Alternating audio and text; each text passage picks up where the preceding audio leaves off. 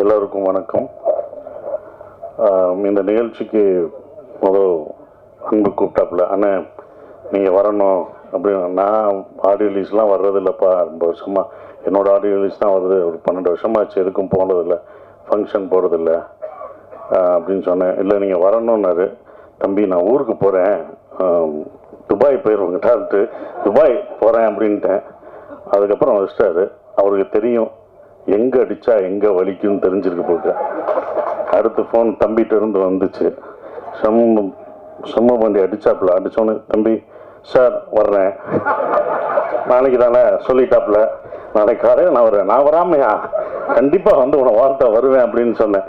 So அப்படி தான் வந்திருக்கேன். அவர் ஏன்னா விஜயகாந்த் சார் இருந்தால் உரிமையாக கேட்பார் வாங்கன்னு. அவரை கேட்க விடக்கூடாதுன்னு நான் நினச்சேன். அதனால தான் அவரை வாங்கன்னு கூட கேட்க விடல அந்த டைம். ஏன்னா அதுதான் நாங்கள் வந்து விஜயகாந்த் சாருக்கு செய்த ஒரு இது. ஏன்னா அவர் எங்கள் மண்ணின் மைண்டர், எல்லாருக்கும் இப்போ மண்ணின் மைண்டர். எங்கள் ஊர் மதுரை, ரைஸ் மில்லு, இதெல்லாம் எனக்கு நினைவுடுது. அவரை வச்சு படம் எடுக்கணும்லாம் நாங்கள் நினச்சோம். கதையெல்லாம் சொல்ல போனப்போ அது நடைபெறலை. ஆனால் அவர் பையனை வச்சு எடுக்கணும்னு எனக்கு ஒன்று வந்தது. அது ரொம்ப சந்தோஷமாக இருந்தது. குற்றப்பரம்பரை அதை வந்து ஹாட் ஸ்டாருக்கு நான் எடுக்கணும்னு போகும்போது அந்த ஒரு கேரக்டர் இருந்துச்சு, வையத்துறைன்ற ஒரு கேரக்டருக்கு வந்து கருப்பான ஒருத்தர் வேணுமே. இங்கே என்னடா கருப்பான ஊரில் என்னடா நம்ம தான் கருப்படிச்சுட்டு எல்லா படத்துலையும் நடிச்சுட்டு இருக்கோம், ஒரு ஆள் வேணுமே அப்படின்னு யோசிச்சுட்டே இருக்கும்போது தான் நான் வந்து அதுக்கு முன்னாடி மதுரை வீரன் பார்த்துருந்தேன். அப்போ கொஞ்சம் குண்டா இதாக இருந்தார். நான் ஒரு இன்ஸ்டாவில் பார்க்கும்போது ஒல்லியா ஹைட்டாக யார் இது அப்படின்னு சொல்லி திருப்பி பார்த்தேன். அது டாகை வச்சுட்டு அப்படி நிற்பார். அந்த அது கண்ணாடி போட்டு நிற்கும்போது அவ்வளோ அவருடைய என்ன உழைப்புனா உடலை அவ்வளோ அழகாக நல்லா உழைச்சி ஹைட்டாகவும் அதை வந்து அதுக்காக பண்ணார்ல. நான் கேட்டவனே, தம்பி எப்படி தம்பி பண்ணீங்கன்னு. சார் நான் போய் இத்தனை மாதம் நான் ஹார்ட் ஒர்க் பண்ணி என் உடம்பை குறைச்சேன் அப்படின்னாரு. பார்த்தீங்களா, அது எனக்கு ரொம்ப பிடிச்சிருந்த அவரோட ஹார்ட் ஒர்க். உடனே எனக்கு தோணுச்சு இந்த கேரக்டருக்கு இவரை தவிர வேறு யாருமே பண்ண முடியாதுன்ட்டு நான் வந்து டெஸ்ட் ஷூட் எடுக்கணுன்ட்டு கூப்பிட்டேன். இது ஹாட் ஸ்டார் கூட பண்ணலை.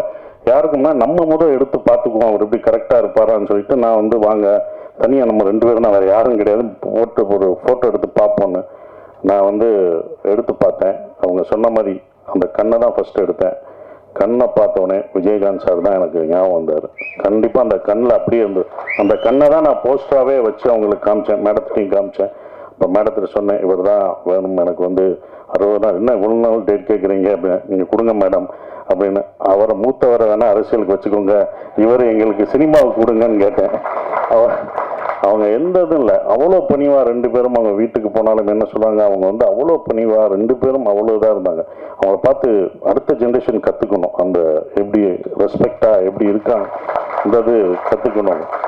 அப்புறம் மேடம் வந்து ஓகேன்னு சொன்ன பிறகு நாங்கள் வந்து அந்த படத்துக்கு இது பண்ணோம், ஒரு டெஸ்ட் ஷூட் எடுத்தோம். அவரை வச்சு இவங்கள நான் தான் 4 நாள் ஃபஸ்ட்டு நான் தான் படுத்தேன். அன்பு நான் தான் எடுத்தேன். 4 நாள் வச்சு நாங்கள் எடுத்தோம். அவர் கஷ்டப்படுத்தணும், அது வேறு விஷயம். அது ஒரு ட்ரெய்லர் ஷூட்டு, ஒரு ட்ரெய்லர் ஷாட்டு ஆந்திராவில் எடுத்தோம், தலக்கோணத்தில்.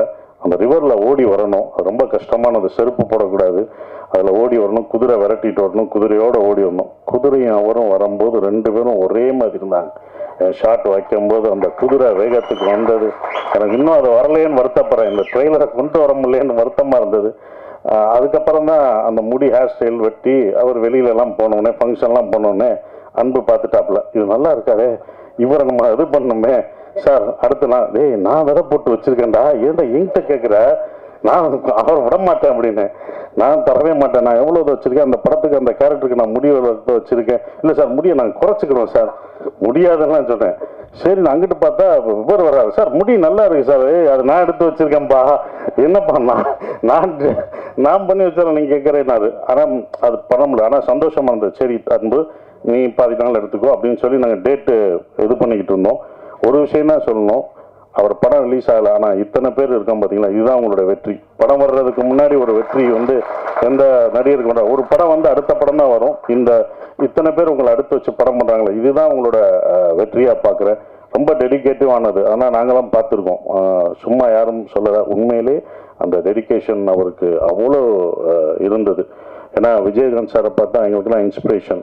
நாங்களாம் அவரோட ஒர்க் பண்ணல, அவரோட பயணிக்கிற எங்களுக்கெல்லாம் இல்லை. ஆனால் அவர் கேள்விப்பட்டிருக்கோம். நாங்கள் வந்து டைரக்ஷனாக வரும்போது நான் கம்பெனி ப்ரொடக்ஷன் ஆரம்பிக்கும் போது எல்லாம் ஒன்று சொல்லும்போது, விஜயகாந்த் சார் ஆஃபீஸ்க்கு போனால் எப்போ வேணாலும் சாப்பாடு கிடைக்கும், எப்போ வேணாலும் எல்லாருக்கும் ஒரே மாதிரி சாப்பாடு தான் கிடைக்கும் அப்படின்னா, அப்போ நான் என் கம்பெனியில் சொன்னேன், சார் ஆஃபீஸில் எப்படி இருந்தாலும் இத்தனை வருஷத்துக்கு அப்புறம் இந்த ஜென்ரேஷனுக்கும் அடுத்த ஜென்ரேஷனுக்கும் அவர் சாப்பாடு போட்டது இன்னும் வந்துட்டு இருக்கு பார்த்தீங்களா, அது தொடருதுன்னா பாருங்கள் எவ்வளோ இதாக இருக்குது. இதை நம்ம பண்ணணும்னு சொல்லி அவர் எனக்கு இன்ஸ்பிரேஷனாக அந்த இதில் இருந்தார். அது வந்து ரொம்ப இது சுரேஷ் சார் சொன்னார், விஜயகாந்த் சார் மாதிரி தம்பிய பத்திரிகையாளரும் மக்களும் அடுத்து அவரை ஏற்றி விட்டுருங்க அப்படின்னு சொல்லிட்டு இருந்தார். சார், தமிழ்நாடு மக்கள் ரொம்ப சென்டிமெண்ட்டான ஆளு சார், சென்டிமெண்ட் பீப்புள் சார். நாங்கள் எப்படி விஜயகாந்த் சாரை வந்து அப்படி தூக்கி வச்சு தமிழ்நாட்டுக்கு கொண்டாடிச்சோ அதே மாதிரி அடுத்து சண்முகம் பாண்டியனை கண்டிப்பாக தமிழ்நாடு மக்கள் கைவிட மாட்டாங்க சார், தூக்கி கொண்டாடுவாங்க சார், அது உறுதி சார். பெரிய இடத்துக்கு போகிறேன். ஏன்னா இந்த மாதிரி ஒரு ஹைட்டில் இந்த மாதிரி ஒரு கருப்பான ஒரு ஹீரோ கிடையாது சார். நாங்கள் கருப்பா இல்லை சார், அந்த மாதிரி கிடையாது. அவர் வந்தது எங்களுக்கு வந்து ரொம்ப சந்தோஷம் சார். அதுதான் எடுத்துகிட்டு இருக்கோம். ரொம்ப சந்தோஷமாக இருக்குது. என்னால் வந்து அவரை வச்சு படம் லேட்டாகுது, தாமதம். கண்டிப்பாக அந்த குற்றப்பரம்பரை எடுக்கும்போது அந்த கேரக்டருக்கு அவர் தான் வருவார். அவரை வச்சு தான் நான் இருப்பேன், வேறு யாருமே அது கிடையாது. நாங்கள் வச்ச வர வளர்ந்துருக்கு. இத்தனை பேர் நாங்கள் அந்த அவரால் பயன்படுத்தி அதை அறுவடை பண்ணுறோம். இந்த படம் கண்டிப்பாக படைத்தலைவன் பெரிய வெற்றி அடையும். அது அன்புக்கும் ப்ரொடியூசர் எல்லாருக்கும் என்னுடைய வாழ்த்துக்கள். கேமராமேன் சதீஷ் சார், அவரோட ஒரு படம் நான் பண்ணிகிட்ருக்கேன். ரொம்ப அற்புதமான ஒரு கேமராமேன், டெடிகேட்டிவாக ஒர்க் பண்ணுவார். அவர் ஒர்க்கையும் பார்த்துருக்கேன், ரொம்ப அற்புதமாக பண்ணுவார். இந்த படத்தில் பணியாற்றிய எல்லாருக்கும் என்னுடைய வாழ்த்துக்களை தெரிவிச்சுக்கிறேன். அவரை வாழ்த்த வந்த எல்லாருக்கும் என்னுடைய வாழ்த்துக்கள். நன்றி. இந்த படம் வெற்றி விழாவில் சந்திப்போம். நன்றி மேடம், ரொம்ப நன்றி மேடம். பையனை எங்களுக்கு கொடுத்ததுக்கு அவங்களுக்கு தான் நன்றி சொல்லணும். அவ்வளோ அழகாக அவங்கள வளர்த்துருக்காங்க, அவ்வளோ டிசிப்ளின் பண்ணியிருக்காங்க.